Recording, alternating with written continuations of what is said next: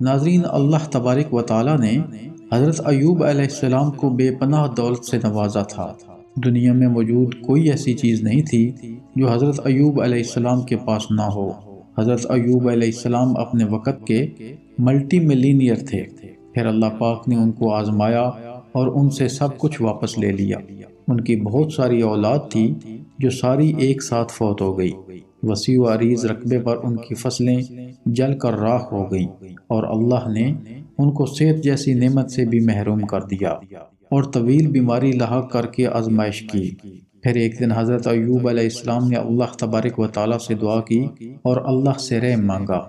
وَأَيُّوبَ إِذْ نَادَى رَبَّهُ أَنِّي مَسَّنِيَ الضُّرُّ وَأَنْتَ أَرْحَمُ الرَّاحِمِينَ۔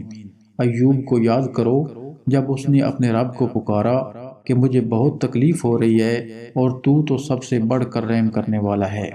اللہ پاک نے ایوب علیہ السلام کی دعا قبول کر لی اور حضرت ایوب علیہ السلام کو صحت یاب کر دیا، اور ان کو پہلے سے بھی کئی گنا زیادہ دولت اور شان و شوکت عطا کی، جس کا ذکر قرآن مجید میں اس طرح فرمایا: فَاسْتَجَبْنَا لَهُ فَكَشَفْنَا مَا بِهِ مِن ضُرٍّ وَآتَيْنَاهُ أَهْلَهُ۔ ہم نے ان کی دعا قبول کر لی اور جو ان کو تکلیف تھی وہ دور کر دی، اور ان کو بال بچے بھی عطا فرمائے۔ اسی طرح اللہ تبارک و تعالیٰ نے قرآن پاک میں حضرت زکریا علیہ السلام کی آزمائش کا ذکر فرمایا۔ حضرت زکریا علیہ السلام کی بیوی کے ہاں اولاد نہیں تھی۔ حضرت زکریا علیہ السلام بوڑھے ہو گئے، پوری عمر گزر گئی، تو ایک دن اللہ رب العالمین سے دعا کی: یا اللہ، اب میں بوڑھا ہو گیا ہوں، میری بیوی بھی بچے پیدا نہیں کر سکتی، یا اللہ تو مجھے بڑھاپے کا سہارا دے دے۔ اور اللہ نے دعا قبول کر لی اور بڑھاپے میں بچہ دے دیا۔ اس واقعہ کو اللہ رب العالمین نے قرآن مجید کی سورہ مریم میں بیان فرمایا ہے۔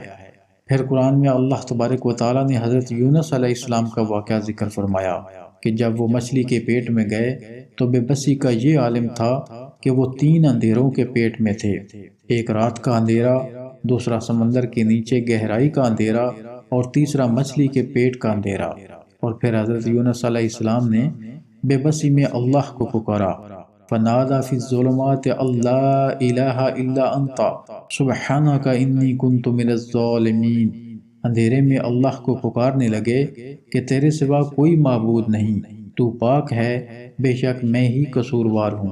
آگے اللہ پاک فرما رہے ہیں: ہم نے یونس علیہ السلام کی کال کو آنسر کیا اور ان کو وہاں سے نکالا جہاں سے نکلنے کے سارے راستے بند تھے۔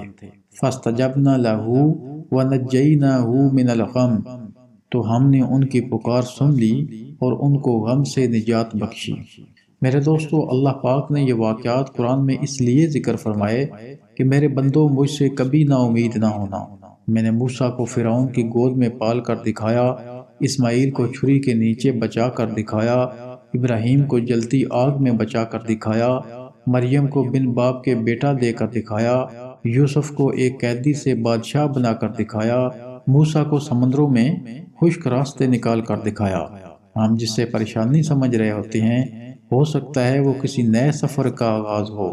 جب حضرت یوسف علیہ السلام کو کنویں میں گرایا گیا تو انہیں نہیں معلوم تھا کہ یہ ایک نئے سفر کا آغاز ہے، پیغمبری کا سفر، بادشاہت کا سفر، اور وہ کچھ نہ جانتے ہوئے بھی کہ آگے کیا ہونے والا ہے، اس یقین اور بھروسے کے ساتھ بڑھ رہے تھے کہ میرا اللہ میرے ساتھ ہے، اور اللہ نے نبوت سے بھی نواز دیا اور بادشاہت سے بھی نواز دیا۔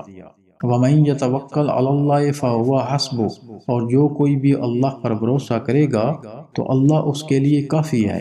إِنَّ اللَّهَ بَالِغُ أَمْرِهِ۔ یقین رکھو اللہ اپنا کام پورا کر کے ہی رہتا ہے، اس لیے ہمیں اللہ تبارک و تعالیٰ سے ہر وقت مانگتے رہنا چاہیے۔ اللہ رب العالمین کے لیے کیا مشکل ہے؟